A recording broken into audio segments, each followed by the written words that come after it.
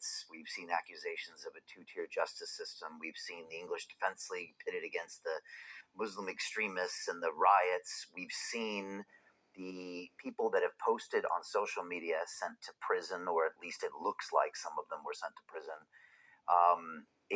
And the whole world is watching. I get messages from people all around the planet saying, "Are you safe there? What's going on?" Today, for the first time ever, David, I had to think in preparing for this that we could be arrested by what we would be saying. And I didn't have that feeling in 2020, even though we were saying things that were maybe upsetting even more people. What do you see happening in the UK? Is this just a carbon copy of what happens in America with open borders and getting people riled up and divided? Yeah. Or is they taking it to the next level here? You've got to divide and rule your target population because there's so many of them compared with ultimately the people in the know compared with you. And so you open the borders and you allow in enormous numbers of illegal migrants who you don't know who they are. You put them up in hotels. See, let's break this down to the level that this is all happening at, because we see this, we see that, this event and that event, but actually let's get it down to its foundation. If you want to control people that are vastly in number greater than you, you have to control their perception. You have to. Because why do we behave? Why do people behave as they do? Because they perceive as they do. And why do they perceive as they do? Because of information they receive. That information could be, a chat down the pub, or it could be the 10 o'clock news. It could be a Facebook post, a Twitter post, or whatever. But we form our perceptions from the information we receive. This is why when you do your own research, pursuing the truth for the truth's sake, you gather a greater amount of research, therefore a greater amount of knowledge, therefore you come to different conclusions. But what they want is their narrative to be the conclusion that the population has. So how do we form our conclusions? From information received. This is what censorship is all about. It's about controlling the information that people receive so that you are forming their perceptions by controlling that information, and from those perceptions comes their behavior. So everything is perceptual manipulation. So when you break it down to that level, because this global coal, sick as it is, and ultimately moronic as it is, anyone that wants to control people as it does is a moron, So don't let's think this is an all-powerful, all-knowledgeable force. They're basically a bunch of prats if you break it down to the basic level. But what they're brilliant at is manipulating people's perception and predicting how stimulus A will lead to perception and thus behavior B. So on that level, opening the borders to let lots and lots of people in illegally of other cultures, first of all, you grab one massive area of the population, which we can go under the heading of woke, and you tell them that everyone that's coming are families and refugees fleeing war and oppression and deprivation. Okay, well, they're coming from France across the channel, right? But they buy that. So it's all these signs, refugees welcome. Well, no one supports genuine refugees, genuine people fleeing war, fleeing deprivation, fleeing oppression, being welcomed. But that's not what we're seeing.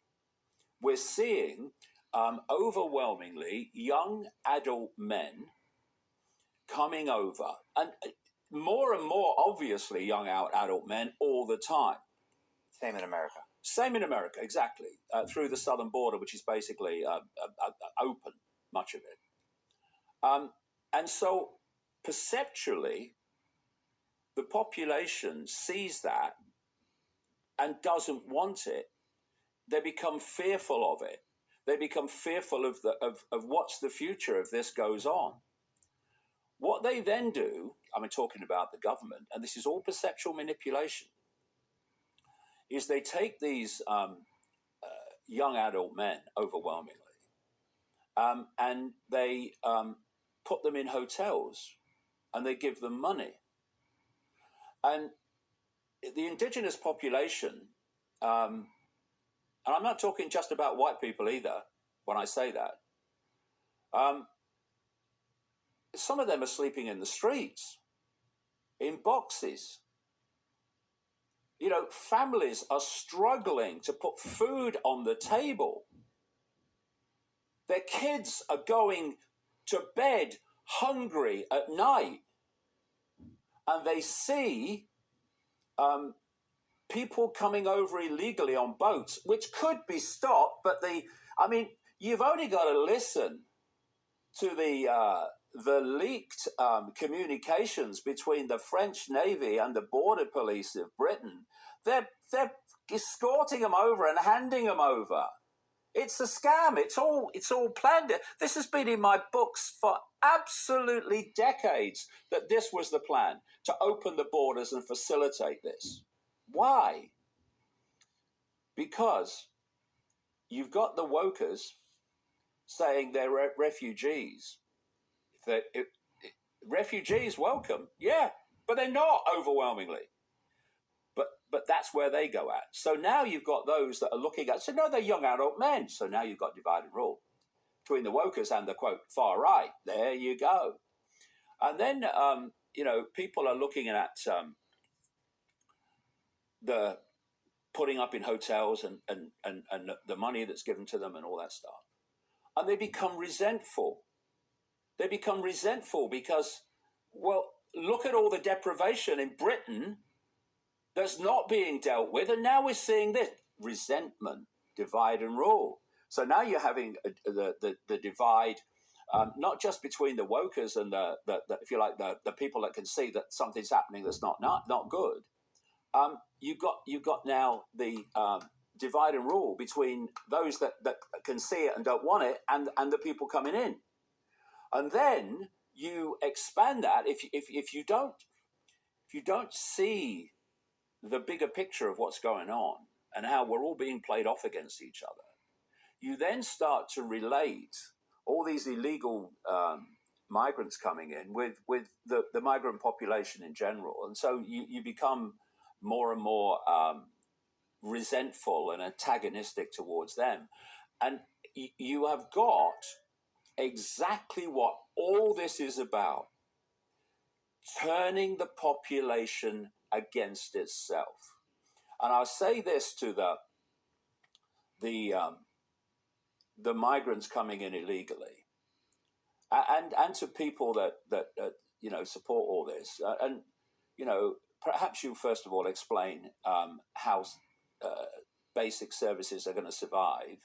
Our so-called education, how hospitals and what are going to survive when there's an endless increase in demand because of what's going on. Hey, I know investing in crypto is scary. It takes a real leap of faith because there are so many scams, rug pulls, and bad actors out there. It's a dangerous business, which is why 95% of people lose all their money. Well, that's why I created the London Real Investment Club.